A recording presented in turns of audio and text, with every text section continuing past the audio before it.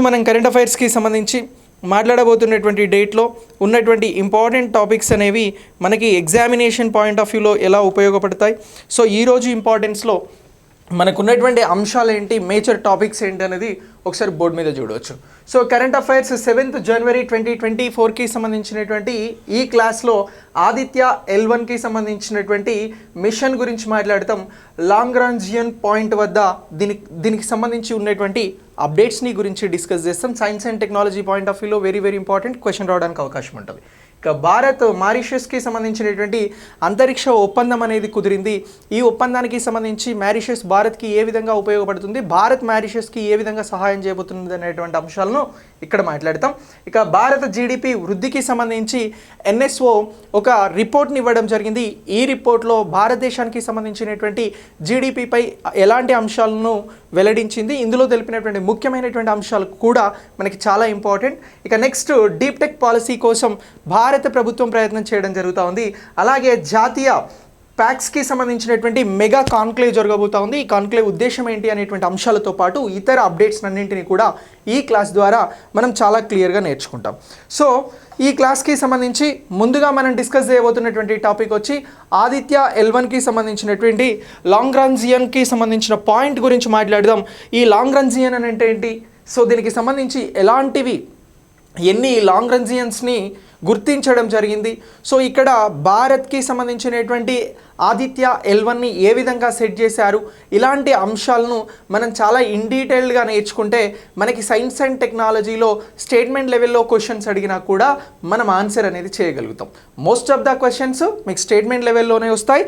అలాగే ప్రతి టాపిక్ని కూడా మీరు చాలా ఇన్డెప్త్ అనాలిసిస్తో నేర్చుకోవాల్సి ఉంటుంది. సో ఇప్పుడు మనం మాట్లాడబోయేటువంటిది ఆదిత్య L1 మిషన్కి సంబంధించినటువంటి అంశం. సో ఈ ఆదిత్య L1 అనేటువంటి మిషన్ని ఇస్రో ప్రయోగించడం జరిగింది. ఆదిత్య L1 మిషన్ అని అంటున్నాం. సో ఈ ఆదిత్య L1 మిషన్ అనేది సో భారత్ ప్రయోగించినటువంటి మొట్టమొదటి సూర్యుడి అన్వేషణకి సంబంధించినటువంటి మిషన్ అండి. సో దేనికోసం ఈ మిషన్ని లాంచ్ చేయడం జరిగింది అని అంటున్నాం, సూర్యుడి కోసం ఈ మిషన్ని లాంచ్ చేయడం జరిగింది. సో సూర్యుడి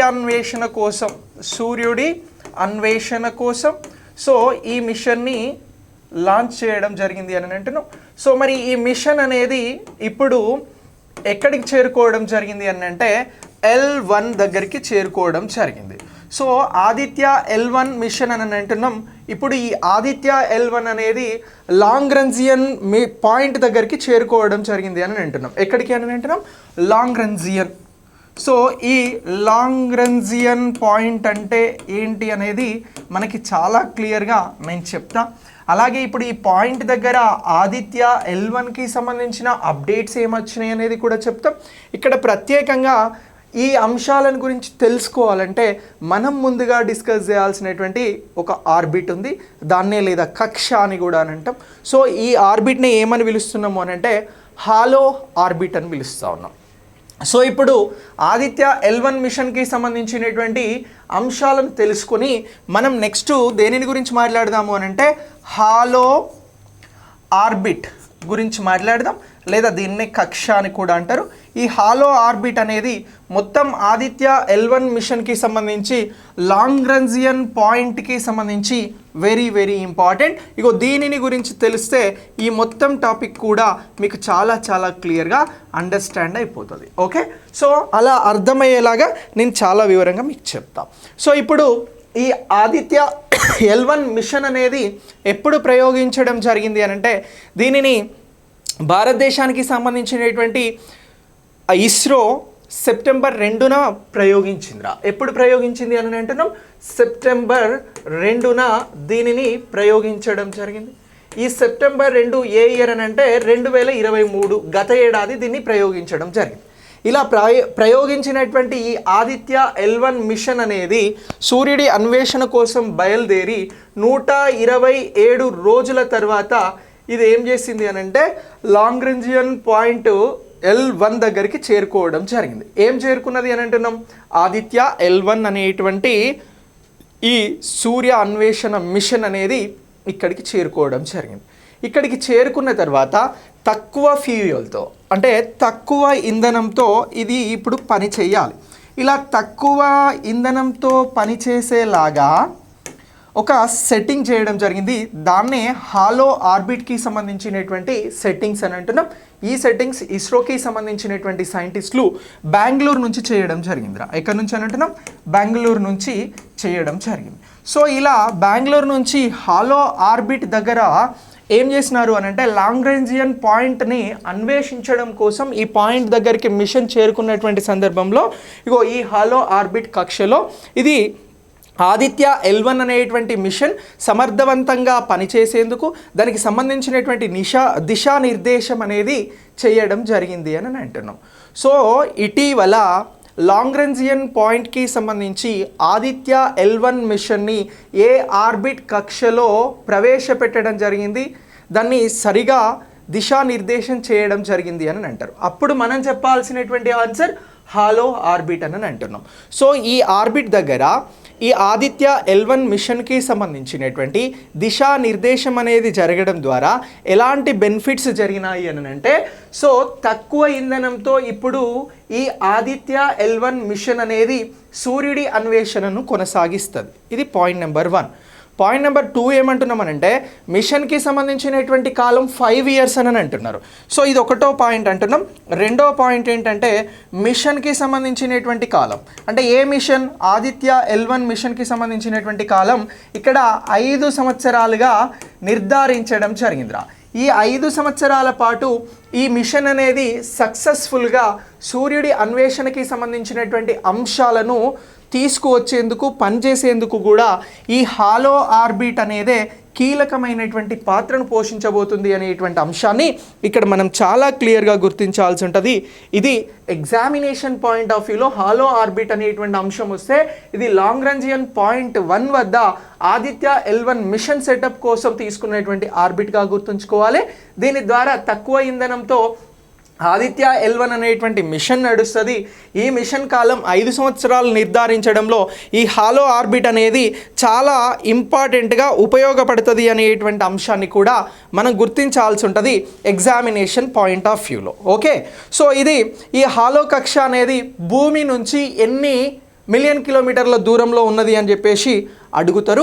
ఇప్పుడు ఇస్రో శాస్త్రవేత్తలు బెంగళూరు నుంచి ఆదిత్య L1 అనేటువంటి మిషన్స్కి కమాండింగ్స్ ఇచ్చి ఈ హాలో కక్షలో దీన్ని సరిగా దిశానిర్దేశం చేశారు అని మాట్లాడాం కదా. ఇప్పుడు దీనికి సంబంధించి మరొక ఇంపార్టెంట్ అంశం ఏంటి అని అంటే, సో సూర్యుడికి సంబంధించినటువంటి అన్వేషణలో భాగంగా ఎన్ని కిలోమీటర్ల దూరంలో హాలో ఆర్బిట్ని డిసైడ్ చేయడం జరిగింది అని అంటారు. అలా అడిగితే మనం చెప్పాల్సినటువంటి ఆన్సర్ ఏంటి అని అంటే దీనికి సంబంధించి 1.5 మిలియన్ కిలోమీటర్ల డిస్టెన్స్లో. సో ఇప్పుడు సూర్యుడు ఇక్కడ ఉన్నాడు రా. సో ఇప్పుడు ఇది సన్ అని అంటున్నాం. ఈ సన్కి సంబంధించి ఇక్కడ బుధుడు ఉంటాడు. ఓకే, ఇక నెక్స్ట్ ఏముంటాడు అని అంటే శుక్రుడు ఉంటాడు. సో ఇది ఈ గ్రహం అనుకుంటున్నాం. తర్వాత ఉన్నది భూమి. సో ఇప్పుడు ఈ భూమి నుంచి బయలుదేరినటువంటి ఆదిత్య L1 అనేటువంటి మిషన్ సో ఇలా తిరిగి సూర్యుడి దగ్గరికి వెళ్తుంది అని అంటున్నాం కదా.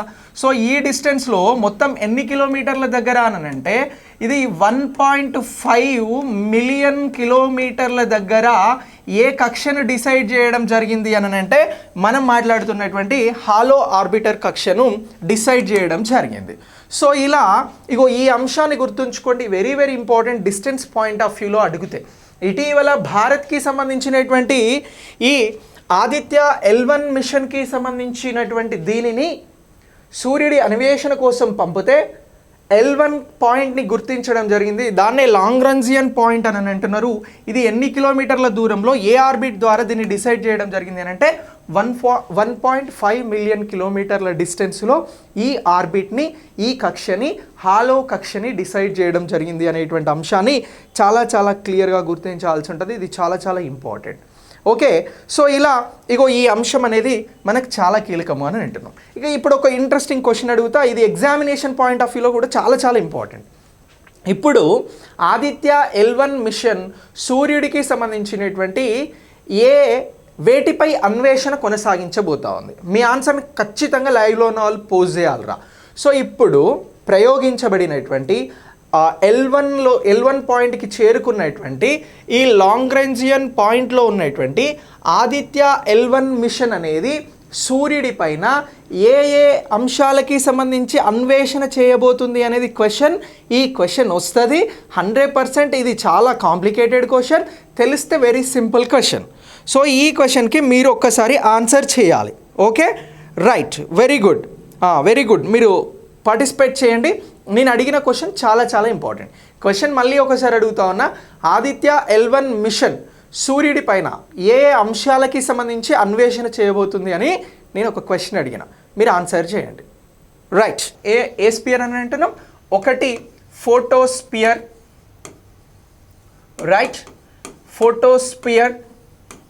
ఇక రెండోది వచ్చి ఏంటి అని అంటే, ఫోటోస్పియర్ తర్వాత మనం చెప్పాల్సినటువంటిది క్రోమోస్పియర్.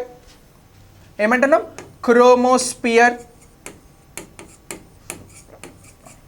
ఇక నెక్స్ట్ దీని తర్వాత కరోనా అని అంటున్నాం.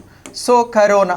సో ఇలా ఈ మూడింటి అన్వేషణ అనేది ఆదిత్య L1 ద్వారా ప్రత్యేకంగా జరుగుతుంది అనేటువంటి అంశాన్ని గుర్తుంచుకోండి. ఆదిత్య L1 మిషన్ అన్వేషణ దేనిపైన అని అంటాడు? ఇగో ఆదిత్య L1 అన్వేషణ అనేది ఈ మూడింటి పైన అనే అంశం గుర్తుంచుకోండి. ఆదిత్య L1 మిషన్ ద్వారా సూర్యుడికి సంబంధించినటువంటి ఫోటోస్పియర్ అని అంటున్నాం, సూర్యుడికి సంబంధించిన క్రోమోస్పియర్ అంటున్నాం, సూర్యుడికి సంబంధించిన కరోనా అని అంటున్నాం. ఈ మూడు కూడా సూర్యుడికి సంబంధించినటువంటివిగా గుర్తుంచుకోండి. చాలా చాలా ఇంపార్టెంట్. ఎగ్జామ్లో బిట్ వస్తుంది. చాలా క్లియర్గా మీరు ఈ క్లాస్ వింటున్నందుకు ఆన్సర్ చేయాలని నేను కోరుకుంటా ఉన్నా.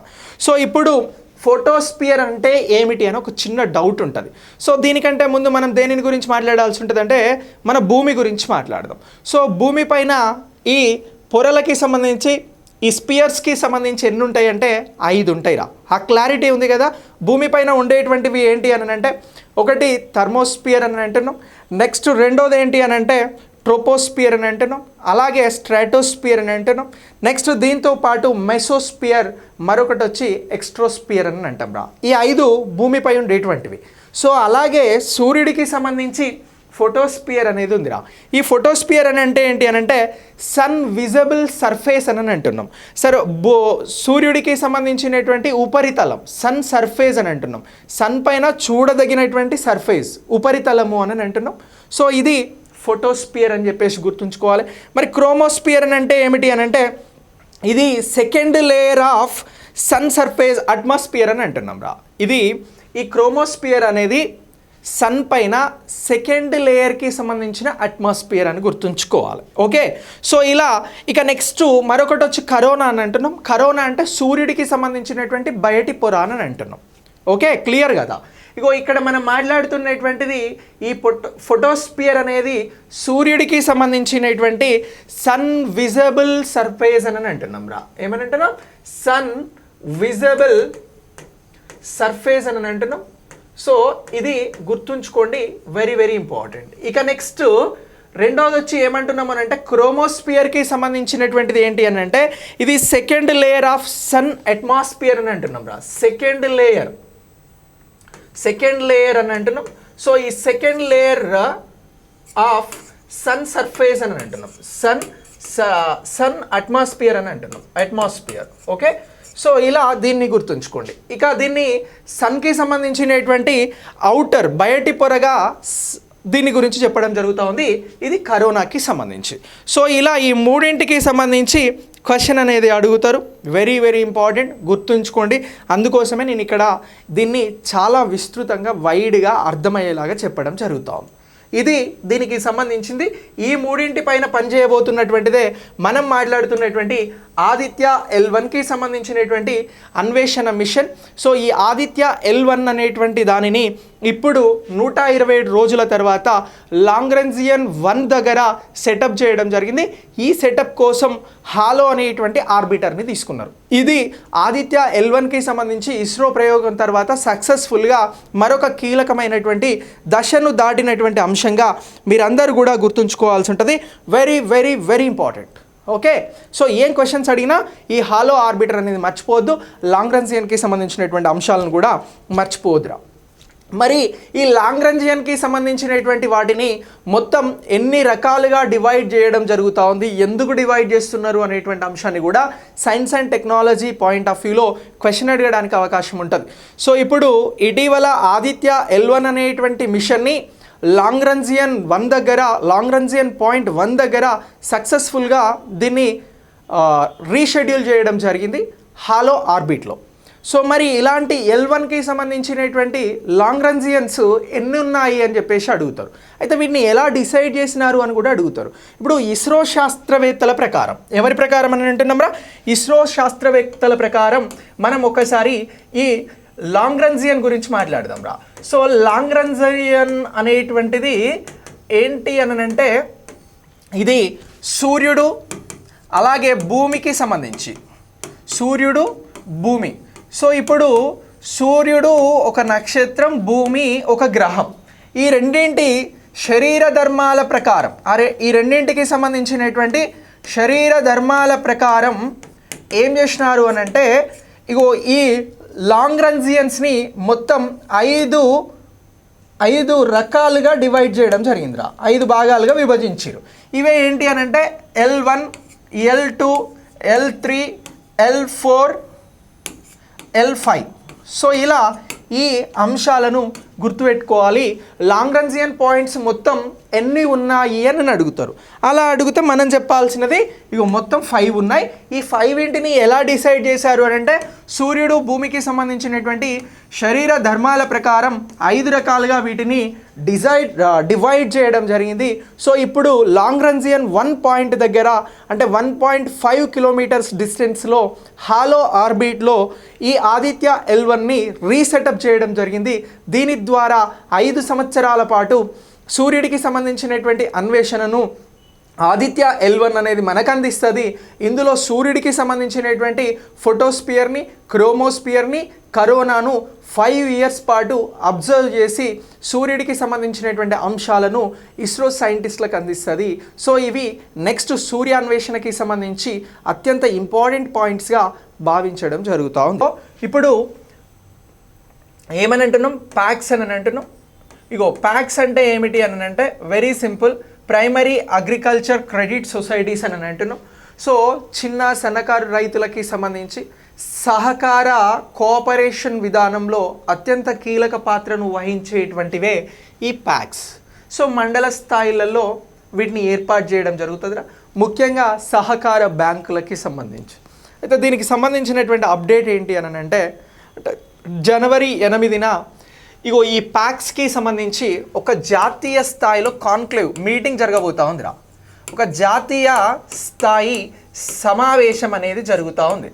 సో ఈ సమావేశానికి ఒక ప్రాధాన్యత ఉన్నది, ఒక ప్రత్యేకత కూడా ఉన్నది. ఈ సమావేశం ఎక్కడ జరగబోతూ ఉంది అని అంటే న్యూఢిల్లీలో జరుగుతూ ఉందిరా. ఎక్కడ అని అంటున్నాం, న్యూఢిల్లీలో ఉన్నటువంటి విజ్ఞాన్ భవన్ అనేది ఒకటి ఉందిరా. సో ఈ విజ్ఞాన్ భవన్లో ఎవరి అధ్యక్షతన జరుగుతూ ఉంది ఈ సమావేశము అని అంటే సో ఇది అమిత్ షా గారి అధ్యక్షతన జరుగుతూ ఉందిరా. సో అమిత్ షా గారు మనకి 2 మంత్రిత్వ బాధ్యతలు నిర్వహిస్తూ ఉన్నారు. ఒకటి ఏంటి అని అంటే మినిస్ట్రీ ఆఫ్ హోమ్ అఫైర్స్ రా, అలాగే రెండోది ఏంటి అని అంటే కోఆపరేటివ్ మినిస్టర్ రా, అంటే ఈ cooperative societies minister, cooperative society మినిస్టర్గా కూడా బాధ్యతలు నిర్వహించడం జరుగుతూ ఉంది కేంద్రంలో. సో ఇప్పుడు అమిత్ షా గారి ఆధ్వర్యంలో జాతీయ స్థాయిలో ప్యాక్స్కి సంబంధించినటువంటి కాన్క్లేవ్ జరుగుతూ ఉంది, మీటింగ్ సమావేశము అని గుర్తుంచుకోండి. ఎందుకు జరుగుతూ ఉంది ఈ కాన్క్లేవ్ అని అంటే ఇటీవల కేంద్రం ఒక కీలకమైనటువంటి ఆమోదాన్ని ఇవ్వడం జరిగింది. దేనికోసం ఆమోదం ఇచ్చింది అని అంటే ప్రధాన్ మంత్రి జన్ ఔషధ్ పరియోజనకి సంబంధించి. దేనికోసం అని అంటున్నాం, ప్రధానమంత్రి జన్ ఔషధ్ పరియోజన్ అని అంటున్నాం రా. ఓకే, భారతీయ జన్ ఔషధ్ పరియోజన్, రైట్. సో మరి జన్ ఔషధ్ పరియోజనకి సంబంధించి ప్రధాన్ మంత్రి భారతీయ జన్ ఔషధ్ పరియోజన్ BJP. ఓకే, భారతీయ జన్ ఔషధ్ పరియోజన్, రైట్, ఇలా రాయాలి. సో నేను కొంచెం ఫస్ట్ మిస్టేక్ రాసిన. ఇప్పుడు ఈ భారతీయ జన ఔషధ్ పరియోజనకి సంబంధించి ఏం చేసింది అని అంటే కేంద్ర ప్రభుత్వం మెడిసిన్స్ ఉన్నాయి కదరా, ఈ మెడిసిన్స్కి సంబంధించి ఇగో ఈ కేంద్ర ప్రభుత్వం ఏం చేస్తూ ఉంది అని అంటే క్వాలిటీ మెడిసిన్స్ని ఏమని అంటున్నాం, క్వాలిటీ మెడిసిన్స్ని ఈ ప్యాక్స్ ద్వారా అమ్మవచ్చు అని చెప్పేసి ఇటీవల ఆమోదం తెలిపింది క్వాలిటీ మెడిసిన్. సో ఇప్పుడు ఈ క్వాలిటీ మెడిసిన్ అనేవి జనరల్గా ఉండేటువంటి మెడికల్ స్టోర్స్లలో కంటే 30 నుంచి 50% కంటే తక్కువ నుంచి 30 నుంచి 50% కంటే బిలో లేకపోతే ఈ మధ్యలో మనకు క్వాలిటీ మెడిసిన్స్ అనేవి జనరల్ మెడికల్ స్టోర్స్లో లభించేటువంటి మెడిసిన్స్ అనేవి ఈ ప్రధాన్ మంత్రి భారతీయ జన ఔషధ్ పరియోజన కార్యక్రమం ద్వారా మెడికల్ స్టోర్స్ని ఏర్పాటు చేసి పట్టణాలలో అందిస్తూ ఉన్నారు. అయితే ఈ కార్యక్రమాన్ని కాస్త మండల స్థాయిలలో ఉండేటువంటి ప్రైమరీ అగ్రికల్చర్ క్రెడిట్ సొసైటీల ద్వారా మెడిసిన్స్ నమ్మాలి, అవే భారతీయ జన ఔషధ్ పరియోజనకి సంబంధించినటువంటి మెడిసిన్స్ అని కేంద్ర ప్రభుత్వం ఏమి ఇచ్చింది అని అంటే అనుమతిని ఇచ్చిందిరా. ఇలా అనుమతి అనేది ఇచ్చిన తర్వాత ఇప్పుడు ఏం చేస్తూ ఉన్నారు అని అంటే ఇగో ఈ సమావేశాన్ని నిర్వహిస్తూ ఉన్నారు. అయితే మొత్తం దేశవ్యాప్తంగా వివిధ రాష్ట్రాల నుంచి యూనియన్ టెరిటరీస్ నుంచి ఎంతమంది వీటి కోసం అప్లై చేసుకోవడం జరిగింది, ఎన్ని ప్యాక్స్ అప్లై చేసుకున్నవి అని అంటే ఒక 4000 packs primary agriculture credit societies అనేవి దరఖాస్తు చేసుకొని మేము భారతీయ జన ఔషధ్ పరియోజనకి సంబంధించినటువంటి మెడిసిన్స్ని అమ్మేందుకు సిద్ధంగా ఉన్నాం, మాకు అవకాశం ఇవ్వండి అని అన్నారు. సో దీని ద్వారా ఏం జరుగుతుంది అని అంటే చిన్న సన్నకారు రైతులకి ఆదాయ వనరులు పెరుగుతాయి, అలాగే వివిధ రిసోర్సెస్ అనేవి పెరుగుతాయి. ఇక గ్రామీణ ప్రాంతాల ప్రజలకి సంబంధించినటువంటి మెడిసిన్స్ కూడా తక్కువకు లభిస్తాయి. సో ఇలాంటి గొప్ప కార్యక్రమాన్ని ఈ ప్యాక్స్ ద్వారా మళ్ళీ ఇంట్రడ్యూస్ చేయబోతూ ఉన్నారు కాబట్టి ఇప్పుడు ఈ కాన్క్లేవ్ అనేది అత్యంత కీలకంగా మారింది. ఈ అంశాన్ని గుర్తుంచుకోండి. ఇటీవల ప్యాక్స్కి సంబంధించినటువంటి కాన్క్లేవ్ను నిర్వహించింది ఎవరి అధ్యక్షతన జరిగింది అని అంటే అమిత్ షా గారి అధ్యక్షతన. ఈయన కేంద్ర సహకార మంత్రిత్వ శాఖకి బాధ్యతలు వహిస్తున్నాడు కాబట్టి. ఎక్కడ జరిగింది ఈ సమావేశం అని అంటే న్యూఢిల్లీ విజ్ఞాన్ భవన్లో జరిగింది. ఇప్పుడు ఈ సమావేశం ద్వారా ఏం చేయబోతా ఉన్నారు అని అంటే ప్యాక్స్కి సంబంధించి ప్రైమరీ అగ్రికల్చర్ క్రెడిట్ సొసైటీస్కి ద్వారా ఈ భారతీయ జన ఔషధి పరియోజనకి సంబంధించినటువంటి మెడిసిన్స్ అమ్మకాలకి సంబంధించినటువంటి అంశాలతో పాటు ఇతర అంశాలను చర్చించబోతా ఉన్నారు అనేటువంటి ఈ ప్రాథమిక సమాచారాన్ని మీరు గుర్తుంచుకున్నారనుకోండి, మీకు ఎక్కడైనా క్వశ్చన్ వస్తే 1 మార్క్ వస్తుంది. ఈ పాయింట్ ఆఫ్ వ్యూలో వెరీ వెరీ ఇంపార్టెంట్ ఈ టాపిక్. ఇక నెక్స్ట్ మనం ప్రధానమంత్రి భారతీయ జన ఔషధ్ పరియోజన గురించి మాట్లాడితే ఈ పథకం ఎప్పుడు ప్రారంభమైంది అని అడుగుతారా. ఇది 2008లో ప్రారంభమైంది నవంబర్లో అని చెప్పేసి గుర్తుంచుకోండి. దీన్ని ఆ తర్వాత ఏమని మార్చిరు అని అంటే ప్రధాన్ మంత్రి భారతీయ జన ఔషధ్ పరియోజనగా మార్చిరు. ఎప్పుడు మార్చడం జరిగింది, ఈ పేరుని ఎప్పుడు తీసుకొచ్చిరు అని అంటే 2015వ సంవత్సరం అని చెప్పేసి కూడా గుర్తుంచుకోండి. భారతదేశంలో అతి తక్కువకు క్వాలిటీ నాణ్యతతో కూడినటువంటి ఈ మెడిసిన్స్ అనేవి అందించేందుకోసమే వచ్చిన కార్యక్రమం 2008లో ఈ భారతీయ జన ఔషధ్ పరియోజనకి సంబంధించినటువంటి కార్యక్రమం. సో ఇలా ఈ కార్యక్రమానికి సంబంధించి మీరందరూ కూడా అప్డేట్ చేసుకోండి. ఈ పాయింట్ ఆఫ్ వ్యూలో క్వశ్చన్ వస్తుంది, ఇఫ్ వస్తే వెరీ వెరీ ఇంపార్టెంట్. ఇక నెక్స్ట్ దీని తర్వాత మనం మరొక కార్యక్రమం గురించి మాట్లాడదాం. మరొక కార్యక్రమం ఏంటి అని అంటే భారతదేశానికి సంబంధించిన జీడిపి అంశం రా. ఓకే, నెక్స్ట్ కార్యక్రమం వచ్చి భారతదేశం జీడిపికి సంబంధించినటువంటి అంశం. సో ఇండియా గ్రాస్ డొమెస్టిక్ ప్రొడక్షన్కి సంబంధించినటువంటి ఎస్టిమేషన్స్ అని అంటున్నాం రా. సో ఈ ఎస్టిమేషన్కి సంబంధించి ఎవరిచ్చిరు అని చెప్పేసి అడుగుతారు. ఇలా అడిగితే మనం చెప్పాల్సినటువంటి ఆన్సర్ ఏంటి అని అంటే NSO అని చెప్తే 1 మార్క్ వస్తుంది రా. ఓకేనా. సో NSO అనేటువంటిది ఎప్పుడు స్థాపించడం జరిగిందని నేను అడుగుతా ఉన్నా. ఈ NSOకి సంబంధించినటువంటి అంశం మనకు వెరీ వెరీ ఇంపార్టెంట్. NSO ఇటీవల జీడిపికి సంబంధించినటువంటి అంచనాలను వెలువరించడం జరిగింది. ఈ NSO అంశం మీద నేషనల్ స్టాటిస్టికల్ ఆఫీస్ మీద క్వశ్చన్ అడుగుతారు. 2019లో ఏర్పడిందిరా. ఏమనంటున్నాం, 2019లో ఏర్పడింది. ఈ క్వశ్చన్కి చాలామంది ఆన్సర్ చేయరు అనేటువంటి ఉద్దేశంతో నేను ఈ క్వశ్చన్ అడగడం జరిగింది. Okay, NSO national statistical office అనేది 2019లో ఏర్పాటు చేయడం జరిగింది. ఓకే, సో దీని ఏర్పాటు ఎలా జరిగింది అనేటువంటి అంశంలో మీరు ఒక క్లారిటీని తెచ్చుకోవాలి. అది చాలా చాలా ఇంపార్టెంట్ కూడా. సో మనకి NSSO అని ఉండేరా, ఏముండేది, నేషనల్ శాంపిల్ సర్వే ఆఫీస్ ఉండే. ఈ నేషనల్ శాంపిల్ సర్వే ఆఫీస్ అనేది ప్రీవియస్గా ఉన్నటువంటిది ఈ ఎన్ఎస్ఎస్ఓ. నేను అడిగింది ఎన్ఎస్ఓ 2019 వచ్చింది. అంతకుముందు ఏముండే అనంటే ఎన్ఎస్ఎస్ఓ ఉండేరా. ఈ నేషనల్ శాంపిల్ సర్వే ఆఫీస్ ఏం చేసేది అనంటే భారతదేశానికి సంబంధించినటువంటి కాలానుగుణంగా సామాజిక ఆర్థిక పరమైనటువంటి సర్వేలను నిర్వహించేదిరా ఇది. ఓకేనా, ఇది ఎన్ఎస్ఎస్ఓ. ఇది ప్రీవియస్గా భారతదేశానికి సంబంధించి ఉన్నటువంటి సంస్థ. ఇక నెక్స్ట్ రెండోది ఏంటి అనంటే సిఎస్ఓరా. దీన్ని ఏమంటారు అనంటే సెంట్రల్ స్టాటిస్టికల్ ఆఫీస్ అని అంటారా. సో ఈ సిఎస్ఓ ఏం చేసేది అనంటే గణాంకాలకి సంబంధించినటువంటి కార్యక్రమాలను నిర్వహించేది. ఓకే, సో ఇలా ఇది గణాంకాలపైన పనిచేసేది. ఎన్ఎస్ఎస్ఓ సామాజిక ఆర్థిక అంశాల మీద పనిచేసేది. ఈ రెండింటిని ఏం చేశారు అనంటే మెర్జ్ చేసి ఏర్పాటు చేసినటువంటిదే ఎన్ఎస్ఓ, నేషనల్ స్టాటిస్టికల్ ఆఫీస్. ఇది 2019లో వచ్చింది, గుర్తుంచుకోండి. మీరు ఇక్కడ మిస్టేక్ చేయడానికి అవకాశం ఉంటుంది. ఇప్పుడు ఎన్ఎస్ఎస్ఓ లేదు, సిఎస్ఓ లేదు, ఈ రెండింటిని మెర్జ్ చేసి తీసుకొచ్చిందే ఎన్ఎస్ఓ అని అంటున్నాం. నేషనల్ స్టాటిస్టికల్ ఆఫీస్ అనేటువంటి అంశాన్ని గుర్తుంచుకోండి, very very important. Okay, so మరి ఈ ఎన్ఎస్ఓ అనేటువంటిది ఏం చేసింది, ఏం డెవలప్మెంట్, దీనికి సంబంధించి ఏం ఎస్టిమేషన్స్ ఇచ్చింది అని అంటే ఎన్ఎస్ఎస్ఓ అనేది భారతదేశానికి సంబంధించినటువంటి జీడిపి అంచనాని ఇచ్చిందిరా. సో ఇప్పుడు భారతదేశం అనేది 2023-24 సంవత్సరానికి సంబంధించి జీడిపి ఎంత ఉంది అని అంటే 2023-24 సంవత్సరంలో జీడిపిని ఎంత అంచనాగా వేసింది, గ్రాస్ డొమెస్టిక్ ప్రొడక్షన్ అని అంటున్నాం. ఇగో దీనిని 7.3గా అంచనా వేయడం జరిగింది. Very very important.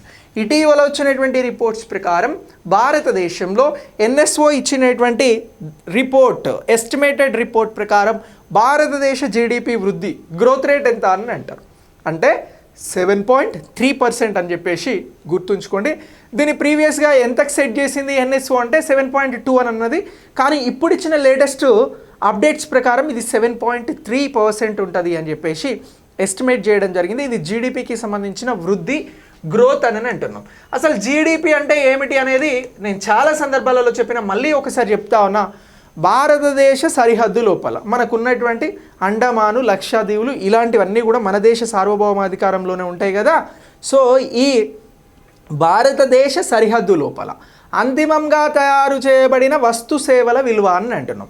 అంతిమంగా తయారు చేయబడిన అంటే ఇప్పుడు నేను రాస్తున్నటువంటి ట్రైలర్ ఉంది, ఇది అంతిమంగా తయారు చేయబడింది, నేను వాడుతూ ఉన్నా, దీని అంతిమ విలువ.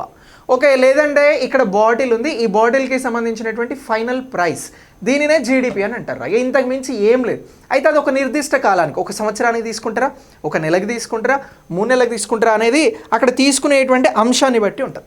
ఓకే, సో ఇలా ఒక నిర్దిష్ట కాలంలో ఒక దేశానికి సంబంధించినటువంటి సరిహద్దు లోపల అంతిమంగా తయారు చేయబడిన వస్తువులు లేదా సేవలు, వీటి అంతిమ విలువే జీడిపి. సో ఈ జీడిపి అంచనానే ఇప్పుడు 7.3%గా నేషనల్ స్టాటిస్టికల్ ఆఫీస్ డిసైడ్ చేయడం జరిగింది. నేషనల్ స్టాటిస్టికల్ ఆఫీస్ 2019లో వచ్చింది.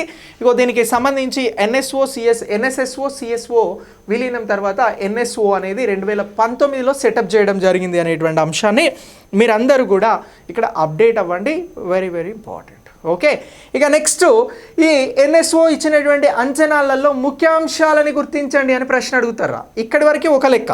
ఇక ఇందులోనే ఈ ఎన్ఎస్ఓ రిపోర్ట్ మీద మరికొంత డెప్త్ వెళ్ళి క్వశ్చన్ అడగడానికి కూడా అవకాశం ఉంది. నేను చెప్తున్నటువంటి అంశం మీ కరెంట్ ఎకానమీలో వెరీ వెరీ ఇంపార్టెంట్. ఎకానమీ అని అంటేనే కరెంట్ ఎకానమీ చాలా క్రూషియల్ రోల్ ప్లే చేస్తుందిరా మీ ఎగ్జామ్లో. మీకు వచ్చే most of the bits, most of the exam క్వశ్చన్స్లో కరెంట్ ఎకానమీ 100% అటాచ్ అయి ఉంటుంది. సో దీనికి సంబంధించి మనం ఇక్కడ మాట్లాడుతున్నటువంటి ఎన్ఎస్ఓ రిపోర్ట్కి సంబంధించినటువంటి ముఖ్యమైనటువంటి అంశాలు ఏంటి, అంచనాలకి సంబంధించినటువంటి ముఖ్యమైన అంశాలు ఏంటి అని అంటే ఇది జీవీఏ గురించి మాట్లాడిందిరా. సో ఇప్పుడు ఎన్ఎస్ఓ రిపోర్ట్ దేనిని గురించి మాట్లాడింది అని అంటే జీవీఏ గురించి మాట్లాడింది. మళ్ళీ జీడిపి అన్నారు, జీవీఏ అంటే ఏమిటి సార్ అని అంటే ఇది గ్రాస్ వాల్యూ యాడెడ్ అని అంటారా. సో ఇప్పుడు దీనినే తెలుగులో ఏమంటారు అని అంటే స్థూల విలువ జోడింపు అని అంటారు. సింపుల్గా చెప్పాలి, వెరీ సింపుల్గా చెప్పాలి. జీవీఏ అంటే ఏమిటి అని అంటే ఏదైతే ఒక దేశానికి సంబంధించి మనం మాట్లాడినటువంటి వస్తు సేవల విలువ ఇలాంటిది అని అన్నాం కదా. సో దీనికి సంబంధించి ఆర్థిక విలువ అని చెప్తుందిరా. అంటే డాలర్ల రూపంలో దాని ఆర్థికంగా దాని స్థాయి ఏంది అని చెప్తుంది. జీవీఏ ఏం చెప్తుంది అని అంటే డబ్బు రూపంలో, ఆర్థిక రూపంలో వస్తువులకి సేవలకి సంబంధించినటువంటి విలువలను గురించి చెప్తుంది అని అంటున్నాం. ఓకే, సో ఈ గ్రాస్ వాల్యూ యాడెడ్ ద్వారా కొన్ని అంశాలను వెల్లడించడం జరిగింది. ఏం అంశాలను వెల్లడించింది అనేది ఇక్కడ మనకి స్టేట్మెంట్ రూపంలో క్వశ్చన్ ఫ్రేమ్ చేసి ఇస్తారు. అలా ఇస్తే కూడా మనం ఆన్సర్ చేయగలగాలి కదా, చేయాలి కూడా. సో ఇలా అడిగినప్పుడు వ్యవసాయ రంగానికి సంబంధించినటువంటి గ్రాస్ వాల్యూ యాడెడ్ గురించి చెప్పడం జరిగిందిరా. సో ఈ గ్రాస్ వాల్యూ యాడెడ్ ఎంత ఉంటుంది అని అంటే 1 పాయింట్ ఈ 2023-24కి సంబంధించినటువంటి అంశాలు. సో ఈ ఆర్థిక సంవత్సరానికి సంబంధించినటువంటి అంశాలలో ముందుగా దేనిని గురించి చెప్పింది అని అంటే వ్యవసాయం గురించి మాట్లాడదాం. ఈ వ్యవసాయానికి సంబంధించినటువంటి రిపోర్ట్ ఎలా ఉంటుంది అని అంటే ఇది 1.8% కంటే ఎక్కువ జీవీఏ ఉంటుంది అని చెప్పేసి చెప్పడం జరిగింది. వ్యవసాయ రంగం దీన్నే ప్రైమరీ సెక్టార్ అని కూడా అంటాం రా. ఓకే, ఇక నెక్స్ట్ దీని తర్వాత రెండవ అంశంగా ఏం చెప్పింది అని అంటే సేవలకి సంబంధించి సర్వీస్ సెక్టార్, దీన్ని థర్డ్ సెక్టార్ అని అంటాం. సో ఇప్పుడు ఈ సర్వీస్ సెక్టార్కి సంబంధించి ఎంత ఉంటుంది జీవీ అని అంటే 6.3% ఉంటుంది అని చెప్పిండ్రా. దీనికి సంబంధించి అని అంటారు సేవలకి సంబంధించి 6.3% ఈ జీవీఏకి సంబంధించినటువంటి అంశాలను చెప్పడం జరిగింది. ఇక నెక్స్ట్ జీడిపికి సంబంధించి తుది వినియోగానికి సంబంధించి ముఖ్యంగా ప్రీవియస్తో పోలిస్తే ఈ ప్రైవేట్ తుది వినియోగము అని అంటున్నాం. ప్రైవేట్ సెక్టార్కి సంబంధించినటువంటి తుది వినియోగం గురించి మాట్లాడిందిరా. ప్రైవేట్ సెక్టార్ ఫైనల్ కన్జంప్షన్ లేదా తుది వినియోగం అని అంటున్నాం. ఇగో ఈ వినియోగం అనేది ఇప్పుడు ఇచ్చిన ఎన్ఎస్ఓ రిపోర్ట్ ప్రకారం 3 ఏళ్ల కనిష్టానికి పడిపోయిందిరా. 3 ఏళ్ల కనిష్టం అనేది కనిష్టానికి పడిపోయింది అనేటువంటి అంశాన్ని గుర్తుంచుకోండి. ఈ పాయింట్ని కూడా క్లియర్గా మెన్షన్ చేయడం జరిగింది ఎన్ఎస్ఓ రిపోర్ట్లో. ఓకే, ఇక నెక్స్ట్ దీని తర్వాత మరొక అంశం ఏంటి అని అంటే తయారీ రంగం గురించి మాట్లాడిందిరా. తయారీ రంగానికి సంబంధించి ఎంత గ్రోత్ ఉంటుంది అని అంటే ఇది 1.3 నుంచి 6.5% పెరుగుతూ ఉంది అని చెప్పేసి చెప్పడం జరిగింది. ఎంత అని అంటున్నాం 6.5. తయారీ రంగం అంటే అనుకోవచ్చు లేదా సెకండరీ సెక్టార్ అనుకోవచ్చు. ఇది 6.5%గా ఉంటుంది అనేటువంటి అంశాన్ని మెన్షన్ చేయడం జరిగింది. ఇక ముఖ్యంగా మైనింగ్ రంగం అనేది 8.1% పెరుగుతుంది అని చెప్పాడు. ఏది అని అంటున్నాం మైనింగ్ ఎంతకు పెరిగింది ఇటీవల వచ్చినటువంటి రిపోర్ట్ అని అంటే ఇగో ఇది 8.1% పెరిగింది అనేటువంటి అంశాన్ని గుర్తుంచుకోండి. ఇవి జీవీఏకి సంబంధించి ఈ ఎన్ఎస్ఓ ఇచ్చినటువంటి రిపోర్ట్లోని ముఖ్య అంశాలు. టోటల్ జీడిపి అనేది 7.3 ఉంటుంది అని చెప్పేసి అంచనా వేసింది. అలాగే దానిని తరువాత జీవీఏ రూపంలో చెప్పాల్సి వచ్చినప్పుడు వ్యవసాయ రంగం 1.8% కంటే డబుల్ ఉంటుంది అని చెప్పిందిరా. డబుల్గా నమోదవుతుంది అని చెప్పింది. అంటే 3.6 ఎబో. ఇక ఇది పోయినసారి ఎంత ఉందంటే 4% ఉంది, అది వేరే విషయం. సేవలకి సంబంధించి 6.3% అని అంటున్నాం. ప్రైవేట్ తుది వినియోగం అనేది 3 ఏళ్ల కనిష్టానికి పడిపోయింది అని అంటున్నాం. తయారీ రంగం 6.5% వృద్ధి ఉంది అని అంటున్నాం. మైనింగ్లో 8.1% వృద్ధి ఉన్నది అని అంటున్నాం. సో ఈ అంశాలన్నీ కూడా మనకి స్టేట్మెంట్ లెవెల్లో ఎన్ఎస్ఓ రిపోర్ట్ మీద క్వశ్చన్ అడిగితే ఉపయోగపడేటువంటి అంశాలు. ఇలా మీరు వీటిని అన్నింటినీ గుర్తుంచుకోవాల్సి ఉంటుంది. ఈ పాయింట్ ఆఫ్ వ్యూలో very very important. Okay, so ఇది దీనికి సంబంధించినటువంటి అంశం రా. ఇక నెక్స్ట్ ఇటీవల ఐఎంఎఫ్ ఒక రిపోర్ట్ని ఇచ్చింది. ఏమని ఇచ్చింది అని అంటే నామమాత్రపు జీడిపి గురించి చెప్పిందిరా. మళ్ళీ నామమాత్రపు జీడిపి అని నేను భారత జీడిపి వృద్ధికి సంబంధించి మరొక అంశాన్ని ఇక్కడ మెన్షన్ చేస్తా ఉన్నా. ఇది ఐఎంఎఫ్కి సంబంధించినటువంటి రిపోర్ట్. ఇప్పుడు మన భారతదేశానికి సంబంధించి నేషనల్ స్టాటిస్టికల్ ఆఫీస్ చెప్పినటువంటి రిపోర్ట్తో ప్రకారం ఈ రిపోర్ట్కి సంబంధించినటువంటి దానితో ప్రకారం ఐఎంఎఫ్ ఇటీవల చెప్పినటువంటి ఒక అంశాన్ని మెన్షన్ చేస్తున్నా. ఐఎంఎఫ్ వరల్డ్ బ్యాంక్ లాంటివి వస్తే మీరు గుర్తుంచుకోవాలి, క్వశ్చన్స్ వస్తాయి. ఇప్పుడు ఐఎంఎఫ్ ఏం చెప్పింది అని అంటే నామమాత్రపు జీడిపి గురించి మాట్లాడడం జరిగిందిరా. దేనిని గురించి అని అంటున్నాం నామమాత్రపు జీడిపి అని అంటున్నాం. సో దీనినే నామినల్ జీడిపి అని అంటారు. ఈ నామమాత్రపు జీడిపి అని అంటే ఏంటి అని అంటే సో వెరీ సింపుల్ రా. ప్రస్తుత ధరల ప్రకారం అంటే బేస్ ఇయర్స్ని కాకుండా ప్రస్తుతం ఉన్న ధరల ప్రకారం జీడిపిని లెక్కగట్టడమే నామినల్ జీడిపి లేదా నామమాత్రపు జీడిపి. ఓకే, సో ఇప్పుడు నామమాత్రపు జీడిపికి సంబంధించి అంటే ఐఎంఎఫ్ ఏం చేసింది ప్రస్తుత లెక్కల ప్రకారం ఈ ధరలను లెక్కగట్టినప్పుడు, ప్రస్తుత ధరల ప్రకారం లెక్కగట్టినప్పుడు నామమాత్రపు జీడిపిలో భారత్ అనేది ఈ 2024కి సంబంధించి $3.5 ట్రిలియన్ ఆర్థిక వ్యవస్థను చేరుకుంటుంది అని చెప్పింది. ఎంతనంటున్నాం? నామమాత్రపు జీడిపి ప్రకారం 2024లో 3.5 ట్రిలియన్ డాలర్ల ఆర్థిక వ్యవస్థను భారత్ చేరుకుంటుంది అనేటువంటి అంశాన్ని ఇక్కడ క్లియర్గా మెన్షన్ చేయడం జరిగిందిరా. ఓకే, ఇక నెక్స్ట్ దీని తర్వాత నామమాత్రపు జీడిపి తర్వాత సో మరి భారత ఆర్థిక వ్యవస్థ 2030 కల్లా ఎన్ని ట్రిలియన్ డాలర్ల ఆర్థిక వ్యవస్థను చేరుకుంటుంది నామమాత్రపు జీడిపి ప్రకారం, IMF వేసిన లెక్కల ప్రకారము అని అంటే సో 2030 నాటికి, ఎప్పటికీ అని అంటున్నాం 2030 నాటికి నామమాత్రపు జీడిపి లెక్కల ప్రకారం 7.3 ట్రిలియన్ డాలర్స్కి సంబంధించి ఇగో భారత్ అనేది చేరుకుంటుంది అని చెప్పిందిరా. భారత ఆర్థిక వ్యవస్థ ఇంతకు చేరుకుంటుంది 7.3 ట్రిలియన్ డాలర్స్ 2030 నాటికి నామమాత్రపు జీడిపి లెక్కలను బేస్ చేసుకుంటే, నామమాత్రపు జీడిపి వృద్ధి ప్రకారం. నామమాత్రపు జీడిపి అని అంటే ప్రస్తుత లెక్కల ప్రకారం, కానీ జీడిపిని లెక్క కట్టడం బేస్ ఇయర్స్ ప్రకారం కూడా జీడిపిని లెక్క కడతారు. సో ఇలా ఈ అంశాన్ని గుర్తుంచుకోవాలి, వెరీ వెరీ ఇంపార్టెంట్. ఇక్కడ నామమాత్రపు జీడిపి ప్రకారం ఇటీవల అంచనా వేసిన IMF రిపోర్ట్ని గుర్తించండి అని అంటారు. 2024లో ఈ లెక్కల ప్రకారం భారత ఆర్థిక వ్యవస్థ 3.5 ట్రిలియన్ డాలర్స్ను చేరుకుంటా ఉంది. ఎంతకి? 2024లో 3.5 ట్రిలియన్ డాలర్ల ఆర్థిక వ్యవస్థగా భారత ఆర్థిక వ్యవస్థ సృష్టించబడతా ఉంది నామినల్ జీడిపి ప్రకారం.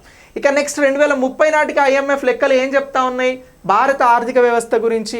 నామినల్ జీడిపి ప్రకారం అంటే 7.3 ట్రిలియన్ డాలర్స్గా చెప్తా ఉంది అనేటువంటి అంశం ఇక్కడ వెరీ వెరీ ఇంపార్టెంట్. ఎగ్జామ్లో క్వశ్చన్ వస్తుంది, మీరు క్లాస్ వింటా ఉన్నారు కాబట్టి 100% ఈ లెవెల్లో క్వశ్చన్ వస్తే మీరు ఆన్సర్ చేయాలి. ఓకే, సో ఇది భారతదేశానికి సంబంధించినటువంటి మరొక ముఖ్యమైనటువంటి అంశం. ఓకే, ఎకానమీ పాయింట్ ఆఫ్ వ్యూలో.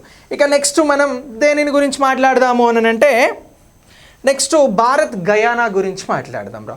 సో ఈ భారత్ మరియు గయానా దేశాల మధ్యన ఒక అవగాహన ఒప్పందం కుదిరింది. దేనికి సంబంధించి అని అంటున్నాం? భారత్ మరియు గయానా అని అంటున్నాం. సో ఇప్పుడు ఈ భారత్ గయానాకి మధ్యన కుదిరినటువంటి అవగాహన ఒప్పందం మీద క్వశ్చన్ అడుగుతారు.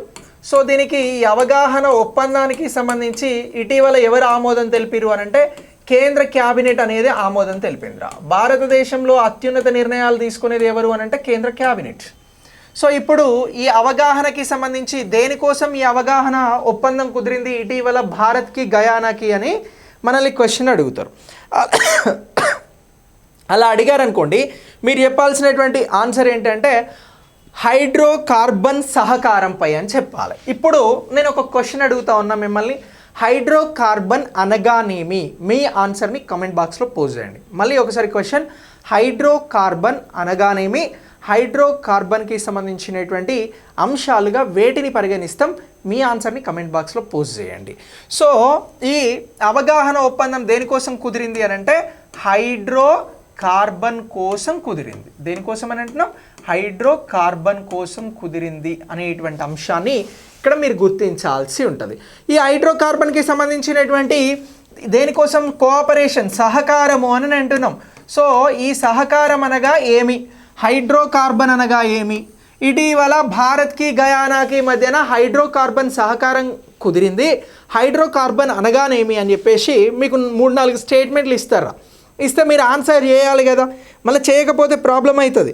వెరీ గుడ్, మీరు చెప్పడానికి బాగా ప్రయత్నం చేయాలి.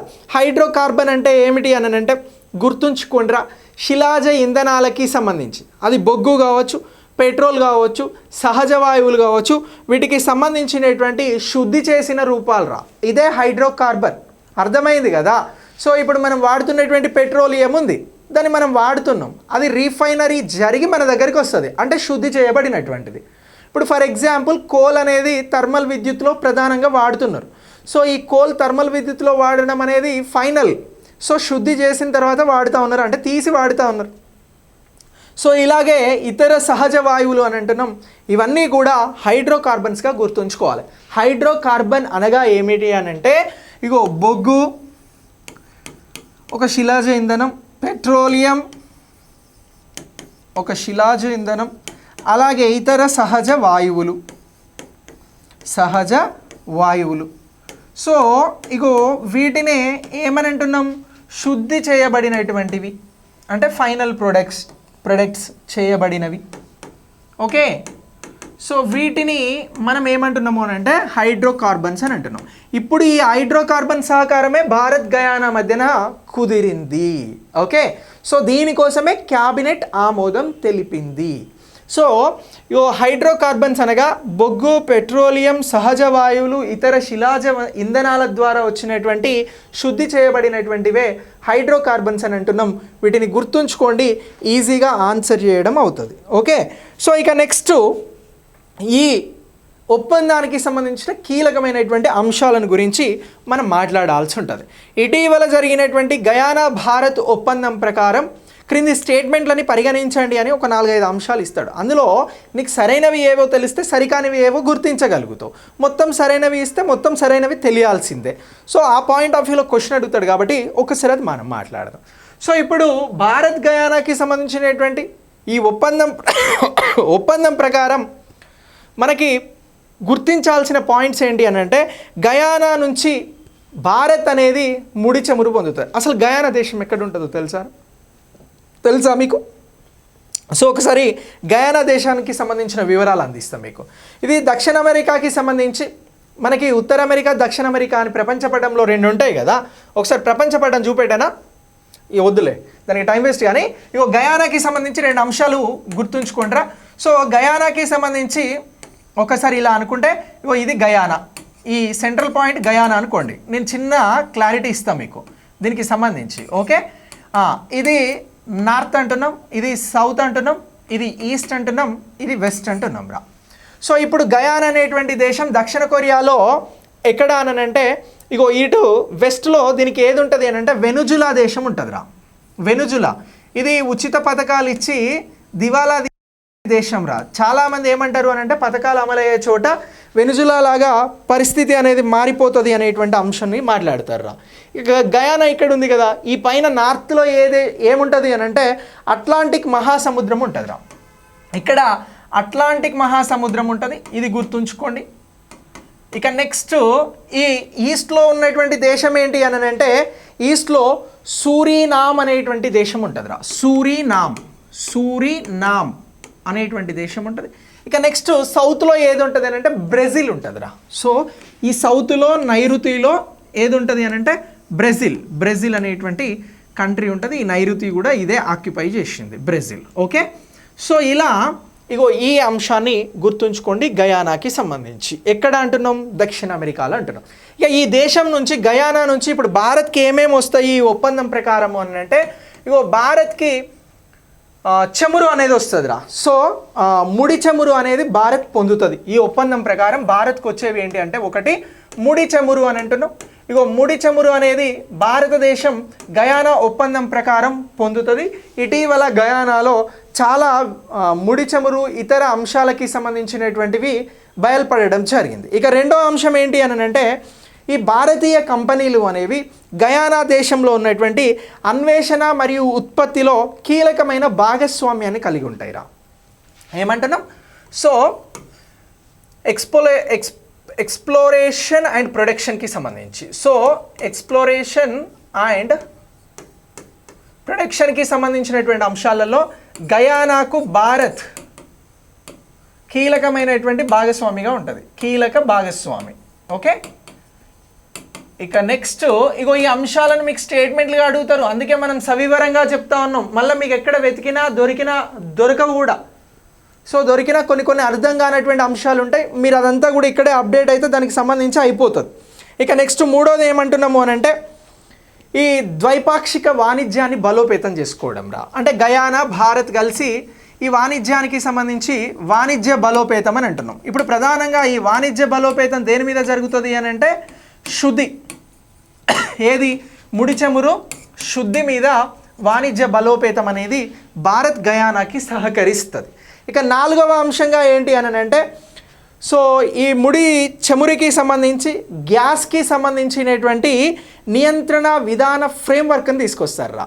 ఏమంటున్నాం, ఈ చమురు గ్యాస్కి సంబంధించి చమురు మరియు గ్యాస్కి సంబంధించినటువంటి విధాన ఫ్రేమ్వర్క్ అనేది డిజైన్ చేస్తారు. సో ఈ ఫ్రేమ్వర్క్ ప్రకారం ఎవరేం చేయాలనేది డిసైడ్ చేస్తారు. సో ఈ విధాన ఫ్రేమ్వర్క్ దేనికోసం అంటే వీటికి సంబంధించినటువంటి నియంత్రణ, ఎంత తీసుకోవాలి, ఎంత ఆపాలి, ఎంత దాచుకోవాలి, ఎంత వాడుకోవాలి. సో ఇలాంటి అంశాలను నియంత్రణలో భాగంగా మనం చూడడం జరుగుతూ ఉంది. ఇక నెక్స్ట్ దీంతో పాటు మరొకటి ఏంటి అంటే జీవ ఇంధనాలకి సంబంధించి క్లీన్ ఎనర్జీకి సంబంధించినటువంటి అంశాలలో సహకారం అనేది ఉంటుంది రా. సో సింపుల్గా చెప్పాలి అని అంటే క్లీన్ అండ్ రెన్యూవబుల్కి సంబంధించి రెన్యూవబుల్ ఎనర్జీ సహకారం అనేది భారత్ గయానాకి అందిస్తుంది. ఎందుకంటే కొంచెం భారత్ దూకుడుగా ఉంది వీటిలలో. సో ఇలా ఈ 5 అంశాలు కూడా వెరీ వెరీ ఇంపార్టెంట్. మిమ్మల్ని క్వశ్చన్ ఎలా అడుగుతారు, ఇటీవల జరిగినటువంటి అంతర్జాతీయ ఒప్పందాలకి సంబంధించి ఇంటర్నేషనల్ రిలేషన్స్లో ఈ పాయింట్ అనేది ఇప్పుడు మనం మాట్లాడుతున్న టాపిక్ అనేది వెరీ వెరీ ఇంపార్టెంట్. ఈ టాపిక్కి సంబంధించి భారత్ గయానాకి సంబంధించినటువంటి ఒప్పందంలోని కీలక అంశాలను గుర్తించండి లేదా పరిగణించండి, సరైనవి ఏంటి అని చెప్పేసి అడుగుతాడు. అలా అడిగినప్పుడు ఇగో ఈ మొత్తం అంశాలు అనేవి కూడా మనకి ఎగ్జామినేషన్ పాయింట్ ఆఫ్ వ్యూలో మార్క్స్ని ఇస్తాయి. సో ఇలా ఈ అంశాన్ని గుర్తుంచుకోవాలి. మరి భారత్ ఇక్కడ గయానాతో ఒక కీలకమైన ఒప్పందం ఎనర్జీ సెక్టార్లో చేసుకోవడం జరిగింది కాబట్టి భారత్కి సంబంధించి 2022లో ఒక స్టాటిస్టికల్ రిపోర్ట్ అనేది వరల్డ్ వైడ్గా రావడం జరిగిందిరా. సో దాన్నే వరల్డ్ ఎనర్జీ 2022 రిపోర్ట్ అని అంటారు. ఏ రిపోర్ట్ అని అంటున్నాం, world energy 2022 report. So energy గురించి మాట్లాడుతున్నాం కాబట్టి నేను వరల్డ్ ఎనర్జీకి సంబంధించినటువంటి అంశాలను గురించి చెప్తారా. ఇగో ఈ ఎనర్జీ రిపోర్ట్ 2022 అని అంటున్నాం.